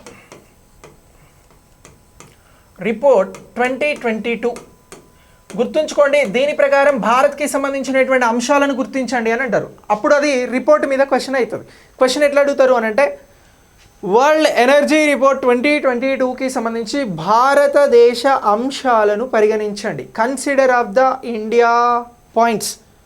సో అట్లా అడిగిన అనుకోండి మనకి ఇక్కడ ఒక 2-3 స్టేట్మెంట్స్ని మనం చెప్పాల్సి ఉంటుంది. స్టేట్మెంట్ నెంబర్ 1 ఏమంటున్నాము అని అంటే భారత్ అనేది ఈ ఇంధన వినియోగంలో 8వ స్థానంలో ఉన్నది ప్రపంచంలో అంటాడు. ప్రపంచంలో భారత్ ఒకసారి మళ్ళీ చెప్తా, ప్రపంచంలో భారత్ ఇంధన వినియోగంలో 8వ స్థానంలో ఉన్నది అని క్వశ్చన్ అడుగుతారా. అడిగితే మీరు చెప్పాల్సినటువంటిది ఏంటి అని అంటే 3వ స్థానం. 8వ స్థానం ఇగో ఇంధన వినియోగంలో 3వ స్థానంలో ఉన్నాం ప్రపంచంలో. ఇది ఇంధన వినియోగంలో మన స్థానం ఎంత అనంటే 3 అని అంటున్నాం, 3rd ప్లేస్లో ఉన్నాం వరల్డ్ వైడ్గా. ఇక నెక్స్ట్ 2వ అంశం ఏంటి అంటే చమురు వినియోగంలో భారత్ స్థానం ఎంత అని అంటాడు. 2వది ఏమంటున్నాం అని అంటే చమురు వినియోగం అని అంటున్నాం. సో ఈ చమురు వినియోగంలో మన స్థానం సేమ్ 3 వరల్డ్ వైడ్గా మనం 3rd ప్లేస్లోనే ఉన్నాం దీనికి సంబంధించి కూడా. ఇక నెక్స్ట్ రిఫైనరీ అంటే ఇప్పుడు మనం శుద్ధి చేసేటువంటి అంశాలకి సంబంధించి గయానాతో ఒక ఒప్పందం చేసుకున్నాం. రిఫైనరీలో భారత్ 8వ స్థానంలో ఉన్నది అని అంటే ఈ వరల్డ్ ఎనర్జీ రిపోర్ట్ ప్రకారం 4వ స్థానంలో ఉన్నదిరా. ఇగో రిఫైనరీలో మన స్థానం ఎంత అంటే ముడి చమురుని శుద్ధి చేస్తున్నటువంటి రిఫైనరీలో మన స్థానం 4వ స్థానం. సో ఇక్కడ 3rd ప్లేస్ అని అంటున్నాం, ఇక్కడ కూడా 3rd ప్లేస్ అని అంటున్నాం. ఈ అంశాలను గుర్తుంచుకోండి. ఇది వరల్డ్ ఎనర్జీ రిపోర్ట్ 2022కి సంబంధించినటువంటి రిపోర్ట్. ఈ రిపోర్ట్కి సంబంధించి ఎగ్జామ్లో క్వశ్చన్ అడిగితే మీరంతా కూడా ఆన్సర్ చేయాల్సి ఉంటుందిరా. క్లియర్ కదా, చాలా క్లియర్గా అర్థమవుతుందా మీకు. సో ఇక్కడ వరల్డ్ ఎనర్జీ రిపోర్ట్ 2022 అనేది వచ్చిందిరా. ఈ 2022 రిపోర్ట్ ప్రకారం భారత్ ఇంధన వినియోగంలో 3వ స్థానంలో ఉన్నది ప్రపంచంలో, చమురు వినియోగంలో 3వ స్థానంలో ఉన్నది, రిఫైనరీకి సంబంధించినటువంటి వ్యవస్థలో 4వ స్థానంలో ఉన్నది అనేటువంటి అంశాన్ని వరల్డ్ ఎనర్జీ రిపోర్ట్ 2022 ప్రకారం మీరు అప్డేట్ చేసుకోండి. వరల్డ్ ఎనర్జీ 2022 రిపోర్ట్ మీద ఎగ్జామ్లో క్వశ్చన్స్ వస్తాయి. దీని ప్రకారం ప్రపంచంలో ఇంధన వినియోగంలో భారత స్థానం ఎంత అని అంటారు, 3rd. ఇక నెక్స్ట్ 2వ అంశంగా చమురు వినియోగంలో భారత స్థానం ఎంత అని అంటారు, 3rd పొజిషన్. ఇక నెక్స్ట్ రిఫైనరీ విభాగంలో భారత్ స్థానం ఎంత అని అంటారు, 4th పొజిషన్. సో ఇలా గుర్తుంచుకుంటే 1 మార్క్ వస్తుంది. Okay, very important. సో ఇలా ఇగో ఈ భారత్ గయానాకి సంబంధించినటువంటి అంశాలని మీరు అప్డేట్ చేసుకోండి. ఎగ్జామినేషన్ పాయింట్ ఆఫ్ వ్యూలో ఇది మనకు మంచి అప్డేట్. భారత్ మారిషస్. సో ఇప్పుడు భారత్ మారిషస్కి సంబంధించినటువంటి ఇగో ఈ టాపిక్ కూడా మనకి very very important international relations IR point of వ్యూలో. సో ఇంటర్నేషనల్ రిలేషన్స్కి సంబంధించి ఇటీవల భారత్ మారిషస్కి ఏ ఒప్పందం కుదిరింది అని అడుగుతారు. అడిగితే మనం అంతరిక్ష సహకారానికి ఒప్పందం కుదిరింది అని చెప్పాలి. దేనికోసము అని అంటున్నాం, స్పేస్ కోఆపరేషన్ లేదా అంతరిక్ష సహకారము అని అంటున్నాం. అంతరిక్ష సహకారం కోసం ఈ ఒప్పందం అనేది కుదిరింది అని చెప్పేసి గుర్తుంచుకోండి. Very very very important. So ఇప్పుడు అంతరిక్ష సహకారంలో రానున్న 15 నెలలలో మనం మారిషస్కి, ఇండియా అనేది మారిషస్కి ఏం చేయబోతుంది అని అంటే ఒక ఉపగ్రహాన్ని డిజైన్ చేసి అందించాలిరా. ఏమని అంటున్నాం, ఒక ఉపగ్రహాన్ని అందించబోతా ఉంది. ఉపగ్రహం తయారు చేసి మారిషస్ దేశానికి అందించాలి. మారిషస్ అనేటువంటిది ఏ సముద్రంలో భాగం రా అంటే మారిషస్ అనేటువంటి దేశం ఏ సముద్రంలో కీలకమైనటువంటి దేశం, అరేబియా, రెడ్ సీ, హిందూ మహాసముద్రం, బంగాళాఖాతం. ఆన్సర్ని పోజ్ చేయండి. మహాసముద్రంలో మారిషస్ అనేటువంటి దేశం కీలకమైనటువంటి దేశం రా.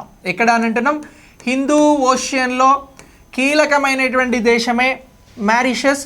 ఇది ఆఫ్రికాకి దగ్గరగా ఉండేటువంటి దేశం రా. ఈ మారిషస్కి సంబంధించి మరొక అంశం ఏంటి అని అంటే, సో ఇది ఏ దీవులలో ఉన్నది, ఇటీవల భారత్తో ఒప్పందం చేసుకున్నది అని అడుగుతారు. ఇప్పుడు మీరు దీవుల గురించి చెప్పాలి. హిందూ మహాసముద్రం రైట్. మారిషస్ అనేటువంటి దేశం ఆఫ్రికాకు దగ్గరగా హిందూ మహాసముద్రంలో ఒక ముఖ్యమైనటువంటి దేశము అని అంటున్నాం. సో మరి ఈ దేశం అనేది ఏ ద్వీపంలో ఉన్నది అని అంటున్నాం, దీవులలో ఉంటుందిరా. గుర్తుంచుకోండి, మారిషస్ అనేటువంటి దేశం మస్కారీన్ దీవుల్లో ఉన్నటువంటి దేశం. Okay right. కొంచెం ఇన్డెప్త్గా వెళ్తే మనకు మారిషస్ మీద ఇంకొక అంశం అడిషనల్గా తెలిసినట్లు. మస్కారీన్ దీవులలో ఈ మారిషస్ అనేటువంటి దేశం ఉంటుంది. ఇది హిందూ సముద్రంలో కీలకమైనటువంటి దేశంగా మీరు గుర్తుంచుకోవాల్సి ఉంటుంది. అయితే ఇప్పుడు అంతరిక్ష సహకారం కోసం భారత్ మారిషస్ మధ్యన ఒప్పందం కుదిరింది అని అంటున్నాం. సో ఈ ఒప్పందం ఎవరెవరికి మధ్యన జరిగింది అని అంటారు.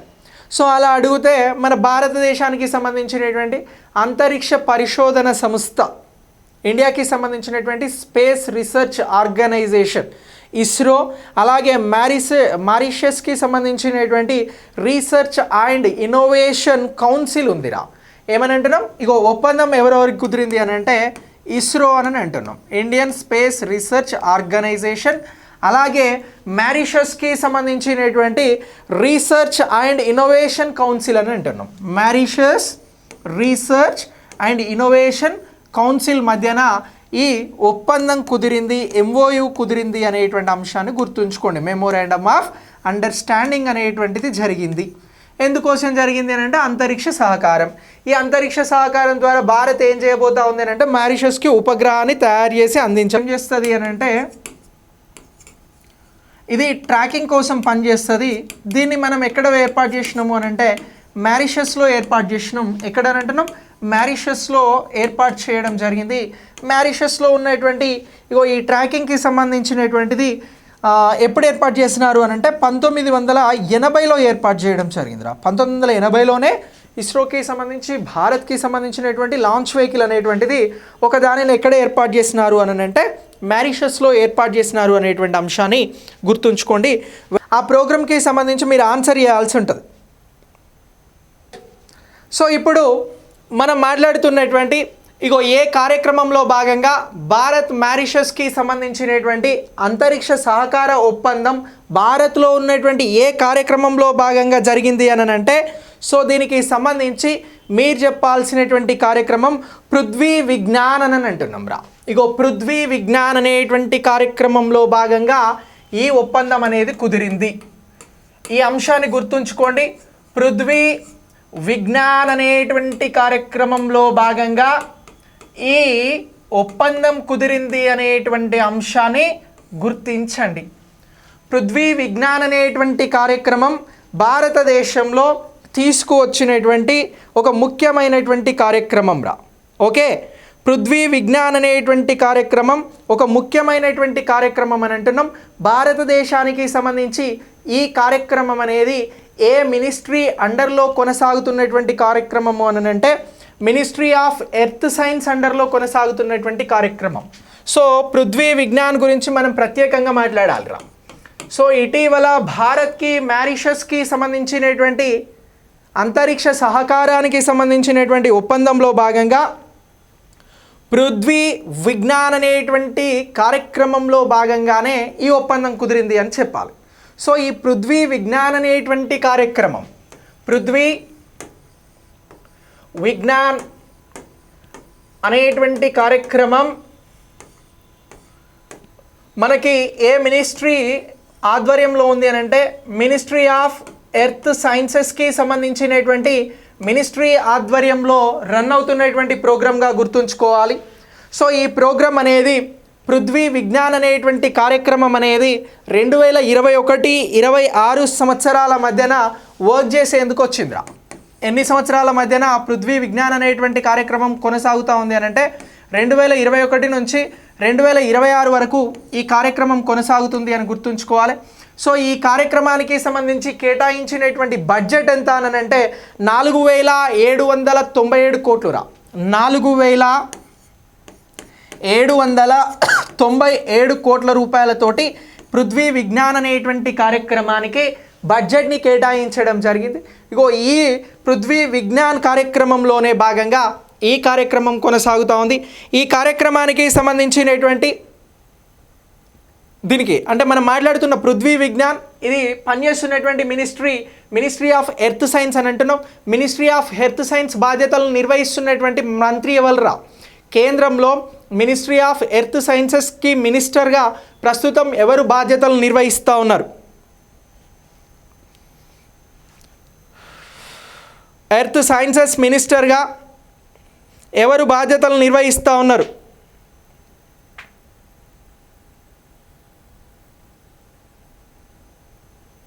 Jitendra, Kiran, very good. SAE Lakshmi ఒకసారి సెట్ చేసుకో.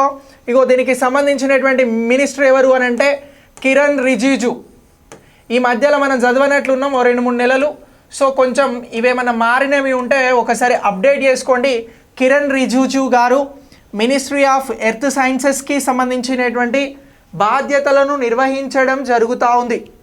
ఓకే, సో ఈయన ఆధ్వర్యంలోనే పృథ్వీ విజ్ఞాన్ కార్యక్రమంలో భాగంగా భారత్కి మారిషస్కి మధ్యన ఒప్పందం కుదిరింది అనేటువంటి అంశాన్ని ఇక్కడ అప్డేట్ చేసుకోండి.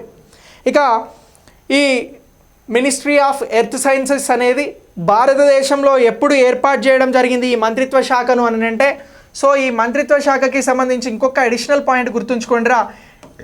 29 జనవరి 2006 సంవత్సరంలో మినిస్ట్రీ ఆఫ్ ఎర్త్ సైన్సెస్ అనేటువంటి మంత్రిత్వ శాఖను ఏర్పాటు చేయడం జరిగింది. సో మరి ఇప్పుడు మనం మాట్లాడినటువంటి పృథ్వీ విజ్ఞాన్ కార్యక్రమంలో ఎన్ని సబ్ స్కీమ్స్ ఉన్నవి అని అంటారు. ఇది ఇంకా ఇంపార్టెంట్ నేను చెప్పేటువంటి అంశం. పృథ్వీ విజ్ఞాన్లో సబ్ స్కీమ్స్ ఎన్ని అని అడుగుతారా? దీంట్లో కొన్ని సబ్ స్కీమ్స్ ఉన్నాయి, అవి ఏమిటి అని చెప్పేసి మిమ్మల్ని ఎగ్జామ్లో అడుగుతారు. ఇలా అడిగితే దీనికి సంబంధించి మీరు ఆన్సర్ చేయాల్సి ఉంటుంది. సో సబ్ స్కీమ్స్కి సంబంధించినటువంటివి మొత్తం 5 ఉన్నాయి అనేటువంటి అంశాన్ని గుర్తుంచుకోండి. ఈ కార్యక్రమంలో భాగంగా మరొక 5 కార్యక్రమాలు ముందుకు తీసుకువెళ్ళడం జరుగుతూ ఉంది. అవి ఏమిటి అని అంటే వాతావరణ పరిశోధనకి సంబంధించినటువంటి మోడలింగ్ అబ్జర్వేటింగ్ సిస్టమ్ అని అంటున్నాం. ఇది ఒక కార్యక్రమం. వాతావరణానికి సంబంధించినటువంటి పరిశోధన మోడలింగ్ అబ్జర్వేటర్ సిస్టమ్ సర్వీసెస్ అని అంటున్నాం. ఇది ఒక కార్యక్రమం. రెండో కార్యక్రమం ఏంటి అని అంటే ఓషన్ సర్వీస్ మోడలింగ్ అప్లికేషన్స్ అని అంటున్నాం రా. Ocean services modelling application and resources and technology అని అంటున్నాం. ఇది రెండవ కార్యక్రమం. ఇక నెక్స్ట్ ఈ పృథ్వీ విజ్ఞాన్ కార్యక్రమంలో ఉన్నటువంటి 3వ సబ్ ప్రోగ్రామ్ ఏంటి అని అంటే polar science and cryogenic research అని అంటున్నాం. Polar science and cryogenic resources అని అంటున్నాం, రీసెర్చ్ అని అంటున్నాం. నెక్స్ట్ 4th కార్యక్రమం ఏంటి అని అంటే సిస్మాలజీ అండ్ జియో సైన్సెస్ అని అంటున్నాం, సిస్మాలజీ అండ్ జియో సైన్సెస్ అని అంటున్నాం. నెక్స్ట్ 5th సబ్ ప్రోగ్రామ్ ఏంటి అని అంటే పరిశోధన, విద్య, శిక్షణ, అలాగే అవుట్రీచ్ అని అంటున్నాం. సో ఇలా ఈ 5 కార్యక్రమాలు కూడా మనకి దేనిలో ఇంపార్టెంట్గా చెప్పడం జరుగుతూ ఉంది అని అంటే పృథ్వీ విజ్ఞాన్ ప్రోగ్రాంలో భాగంగా వెరీ వెరీ ఇంపార్టెంట్ అని అంటున్నాం. సో ఇలా వెరీ ఇంపార్టెంట్గా మాట్లాడుతున్నటువంటి ఈ కార్యక్రమాల గురించి మనం అప్డేట్ చేసుకోవాల్సి ఉంటుంది. ఎగ్జామినేషన్ పాయింట్ ఆఫ్ వ్యూలో ఎగ్జామ్లో క్వశ్చన్స్ వస్తే ఇలా ఆన్సర్ చేయగలిగితే మీకు 1 మార్క్ అనేది వస్తుంది. ఓకే రైట్, ఇది మనం మాట్లాడినటువంటి మారిషస్ భారత్ ఒప్పందం, పృథ్వీ విజ్ఞాన్ ప్రోగ్రాంలో భాగంగా జరిగినటువంటి ముఖ్యమైనటువంటి ఒప్పందం, పృథ్వీ విజ్ఞాన్కి సంబంధించినటువంటి సబ్ ప్రోగ్రామ్స్కి సంబంధించి ఇవన్నీ కూడా మనం మాట్లాడడం జరిగిందిరా. ఇక నెక్స్ట్ దీని తర్వాత మనం మాట్లాడబోయేటువంటి మరొక ప్రోగ్రామ్ ఏంటి అనంటే పాలసీ గురించి, మరొక టాపిక్ ఏంటి అనంటే ఒక పాలసీ గురించి మాట్లాడదాం. ఆ పాలసీని ఏమని అంటున్నామనంటే డీప్ టెక్ పాలసీ అని అంటున్నాం రా. సో ఈ పాలసీ పేరు ఏంటి అని అంటే డీప్ టెక్ పాలసీ అని అంటున్నాం. సో డీప్ టెక్ పాలసీ అనేది ఎందుకోసం వస్తూ ఉంది, డీప్ టెక్ పాలసీ ఏం చేయబోతా ఉన్నారు, డీప్ టెక్ పాలసీకి సంబంధించినటువంటి ముఖ్యమైనటువంటి అప్డేట్స్ ఏంటి అనేది ఎగ్జామినేషన్ పాయింట్ ఆఫ్ వ్యూలో ఇప్పుడు మనం మాట్లాడాల్సి ఉంటుంది. సో డీప్ టెక్ పాలసీ అని అంటున్నాం. ఇగో డీప్ టెక్ పాలసీ. సో ఈ డీప్ టెక్ పాలసీ అనేది దేనికోసం వస్తుంది అని అంటే ఫస్ట్ దీనికి సంబంధించి మనం డీప్ టెక్ పాలసీ గురించి కొంచెం అండర్స్టాండ్ చేసుకుందాం. డీప్ టెక్ పాలసీ అనేది లోతైన, అంటే డీప్ అంటే అంతే కదా, లోతైన సాంకేతిక పరిశోధనలకి సంబంధించినటువంటిదిరా. ఏమనంటున్నాం, లోతైన సాంకేతిక పరిశోధనలు, ఆవిష్కరణలకి సంబంధించింది. మీకు ఎక్కడైనా డీప్ టెక్ అనేటువంటి అంశం గుర్తొస్తే, అంశం ఎదురైతే మీరు చెప్పాల్సింది ఏంటి అని అంటే డీప్ టెక్ అనగా లోతైన పరిశోధన, ఆవిష్కరణలు అనేటువంటి అంశాన్ని గుర్తుంచుకోండి. ఓకే, సో ఇది డీప్ టెక్ పాలసీకి సంబంధించినటువంటి అంశం.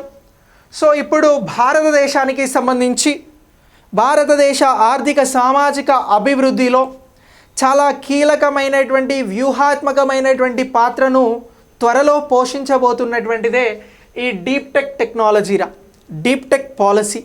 సో ఈ డీప్ టెక్ పాలసీ ద్వారా ఏం జరుగుతుంది, లోతైన సాంకేతిక అనేటువంటి అంశం నేను ఇక్కడ మెన్షన్ చేయలే.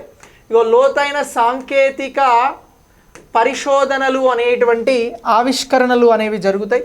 దీని ద్వారా భారతదేశానికి సంబంధించినటువంటి ఆర్థిక సామాజిక గుర్తింపు అనేది మరింత పెరుగుతుంది, పటిష్టంగా మారుతుంది భారత్ ఈ అంశాలలో. ఎందుకు అనంటే మన దగ్గర సాంకేతిక పరిశోధనలు జరుగుతాయి, అవి కాస్త ఆవిష్కరణలుగా మారుతాయి, అప్పుడు మనకి ఇంటలెక్చువల్ ప్రాపర్టీస్ అనేవి పెరుగుతాయి. సో దీని ద్వారా కంపెనీల ఏర్పాటు అనేది జరుగుతుంది. సో ఇలా భారతదేశంలో కంపెనీల ఏర్పాటు జరగడానికి కీలకంగా మారబోతున్నటువంటి ఈ సాంకేతిక పరిశోధనలు, ఆవిష్కరణల వలన ఆర్థిక సామాజిక బలోపేతాలు జరుగుతాయి అని చెప్పేసి డీప్ టెక్ పాలసీని భారత ప్రభుత్వం డిజైన్ చేయడం జరుగుతూ ఉందిరా. సో ఇలా డీప్ టెక్కి సంబంధించినటువంటి దాంట్లో డీప్ టెక్ విజన్ ఏంటి గుర్తించండి అని అంటారు. డీప్ టెక్ అంశానికి సంబంధించి ఇటీవల దీన్ని పాలసీగా తీసుకురాబోతున్నారు, ఇంకా పాలసీ రాలే.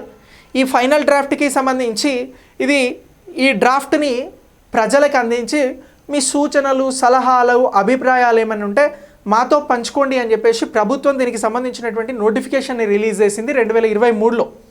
సో ఇప్పుడు ఆ నోటిఫికేషన్ రిలీజ్ అయిన తర్వాత ప్రజలు వారి అభిప్రాయాలు చెప్పిన తర్వాత వాటిని సరి చేస్తూ అతి త్వరలో దీనికి సంబంధించి క్యాబినెట్ అప్రూవల్ ఇచ్చేందుకు సిద్ధంగా ఉంది.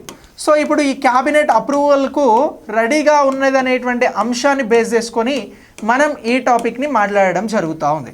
సో ఈ క్యాబినెట్ అప్రూవల్లో డీప్ టెక్ పాలసీకి సంబంధించి ఇది నిర్ణయం అనేది జరగబోతూ ఉంది. సో మరి ఇప్పుడు ఈ నిర్ణయం జరగబోయేటువంటి డీప్ టెక్కి సంబంధించినటువంటి పాలసీ విజన్స్ ఏమిటి అని అడుగుతారు. దీని లక్ష్యాలు ఏంటి, దీనికి సంబంధించినటువంటి విజన్స్ ఏమిటి అని చెప్పేసి క్వశ్చన్ అడుగుతారు. అలా అడిగితే మనం కొన్ని అంశాలను చెప్పాల్సి ఉంటుంది, అందులో ముఖ్యంగా 4 అంశాలను చెప్పాల్సి ఉంటుంది రా. సో ఇప్పుడు డీప్ టెక్ పాలసీకి సంబంధించినటువంటి విజన్స్ అని అంటున్నాం. సో ఒకసారి ఈ విజన్స్ గురించి మాట్లాడదాం. ఇవి స్టేట్మెంట్ లెవెల్లో మనకు పనికొచ్చేటువంటి అంశాలు. క్వశ్చన్ అనేది డీప్ టెక్ మీద క్వశ్చన్ అడిగితే సో మనకి 100% విజన్ మీద స్టేట్మెంట్స్ ఉంటాయి. సో విజన్ మీద ఎలాంటి స్టేట్మెంట్స్ ఉంటాయి అని అంటే, ఒకటి భారత ఆర్థిక వ్యవస్థకి సంబంధించినటువంటి భవిష్యత్ భరోసా అని అంటున్నాం. ఆర్థిక భవిష్యత్ భరోసా ఓకే, ఇది ఒక అంశం, దీన్ని గుర్తుంచుకోండి. ఇక నెక్స్ట్ రెండవ అంశం ఏంటి అని అంటే, నాలెడ్జ్ డ్రైవ్కి సంబంధించిన ఎకానమీని సులభతరం చేయడం. రెండవది నాలెడ్జ్ డ్రైవ్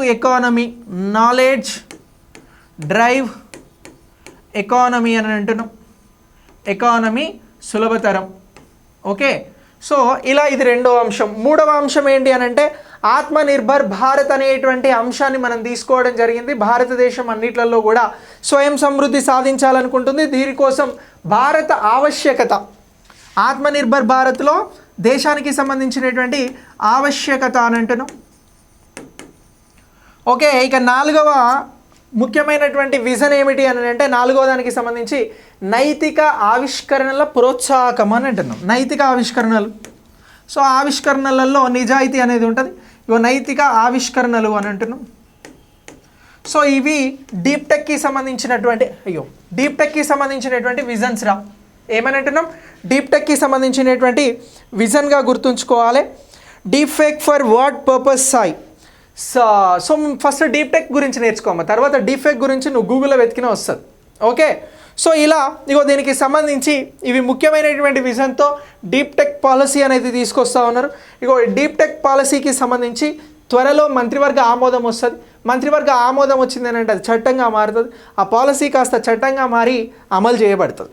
సో ఇప్పుడు ఈ విధానం అనేది మనకు కేంద్ర క్యాబినెట్ త్వరలో ఆమోదించబోతా ఉంది కాబట్టి దీనిని గురించి డిస్కస్ చేసినాం. డీప్ టెక్కి సంబంధించినటువంటి పాలసీస్ని గురించి చెప్పండి అని అంటే, ఇగో ఈ విజన్స్లో ఈ అంశాలను గురించి మనం చాలా క్లియర్గా చెప్పాల్సి ఉంటుంది. సో ఇలా ఈరోజు నేను మీకు అందిస్తున్నటువంటి క్లాస్